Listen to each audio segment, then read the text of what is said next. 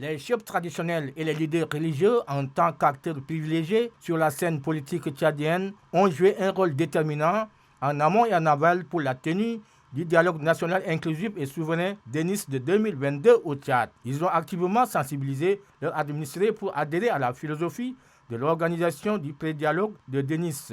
Ils ont également joué un rôle prépondérant en synergie avec l'ancien président du Tchad, Goukouni Ouédé, pour une prise de contact avec les politico-militaires, occasionnant ainsi les pourparlers de Doha au Qatar afin de signer un accord de paix qui a ouvert la voie du retour au bercail des Tchadiens de la diaspora afin de participer au Nice. Ceci a accouché des bons résultats. Le président du Haut Conseil des chefferies traditionnelles du Tchad, Tamita Djidengar, n'a pas démenti l'implication des leaders d'opinion dans le processus de réconciliation.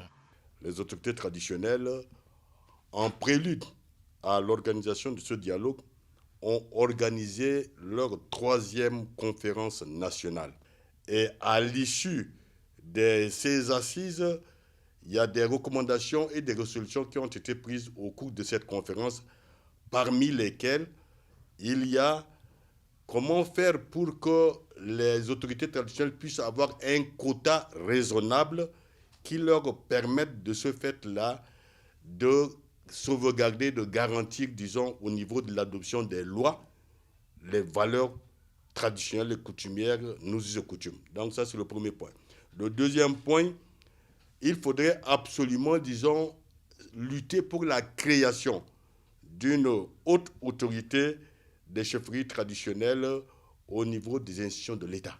Toutefois, Sa Majesté Tamita Djidengar regrette que les recommandations et résolutions issues du Nice n'ont pas pris en compte une partie importante de leurs préoccupations en tant que dépositaires de la tradition. Le point important concernant, disons, les juridictions traditionnelles qui ont fait l'objet des discussions pendant le Nice et qui a été retenu n'est pas ressorti, disons, dans toutes les recommandations qui ont été retenues. Et donc, nous pensons que les travaux avant le dialogue, les travaux pendant le dialogue et après le dialogue, les autorités traditionnelles sont en train véritablement de s'impliquer de manière à ce que tout ce qui a été pris comme décision pendant le dialogue puisse véritablement être exécuté de manière à permettre à ce que la transition se passe dans des bonnes conditions. Les leaders religieux, en tant que sel et lumière de la nation, ne sont pas restés en marge du processus de la tenue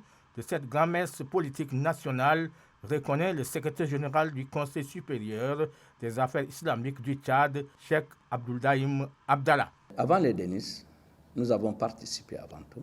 On a fait la sensibilisation. Et on a aussi participé avec les comités des sages.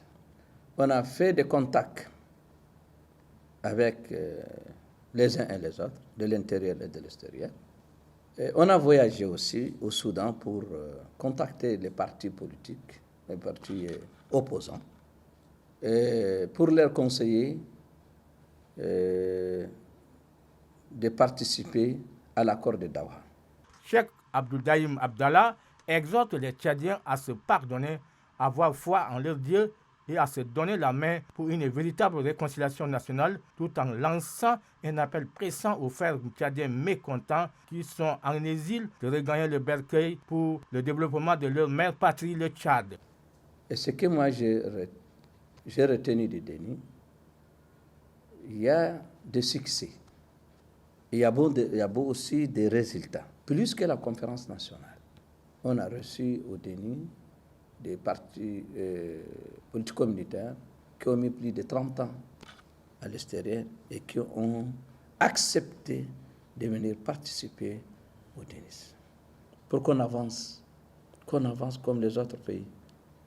Et maintenant, nous sommes là à sensibiliser les Tchadiens, de rejeter tout esprit de la guerre ou de la haine. L'implication et la contribution des chefferies traditionnelles et des leaders religieux au processus de paix était un véritable levain qui a permis la réconciliation des cœurs et a accouché ainsi des meilleurs résultats.